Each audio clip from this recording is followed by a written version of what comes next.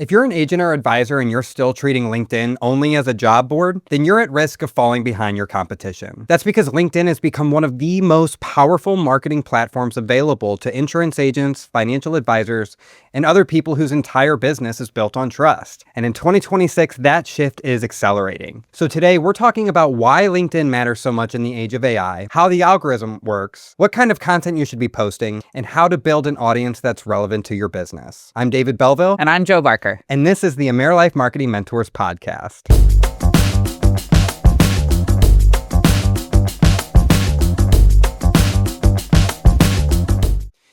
Let's take this a step further, Joe, because there's a lot of people out there who claim that they have the secret sauce in terms of how much you should be posting on LinkedIn or any social media platform, or the best times of day, the best days of the week.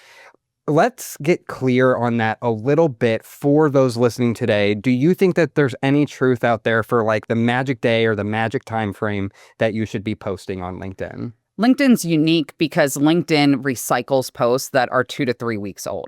And so I would say the more of what I've noticed is it doesn't necessarily matter what time or what day of the week. So I try to change it every week.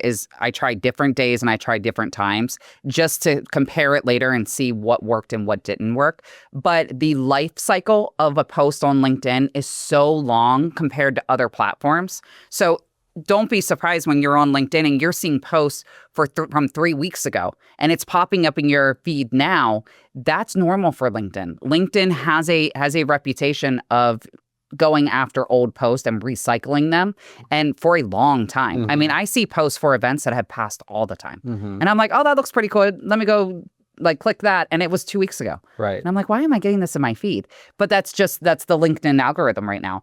What's really crazy is how many posts you see that of the people that you're not connected with at all.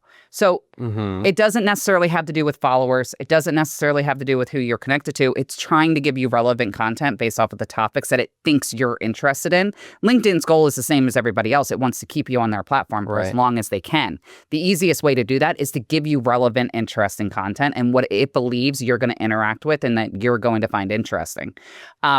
The cues from LinkedIn I've always found super interesting is the amount of time that you stop on a post is being measured. So whether you interact with it or not, whether you hit like or you hit anything, it doesn't matter. And so you have to watch those impressions on LinkedIn, not necessarily how many people liked it or how many people commented. Because of all the social media platforms, LinkedIn has the least true engagement of likes and comments. Most people just scroll on there. But what's really cool about it is it's tracking everything. So you can, it's tracking if people hit the more button. And it's tracking how long it's staying in the view of the user.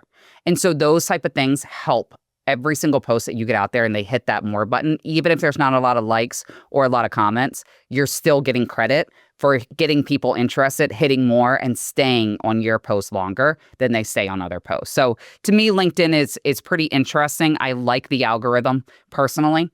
I feel like LinkedIn is a level playing field for everybody. It doesn't matter how many followers you have, whether you have 100 followers or you have 100,000 followers, it doesn't matter. Because right now, the way that the algorithm's working, it's feeding everybody the same as long as it's good quality content. And that's a trend that we're seeing across social media, is that these algorithms are less and less based off of who you're following or connected with, and more based off of your own behaviors and usage of those platforms. So you mentioned earlier the importance of crafting an audience or connecting with people that are relevant to your niche or the topics that you'll be talking about.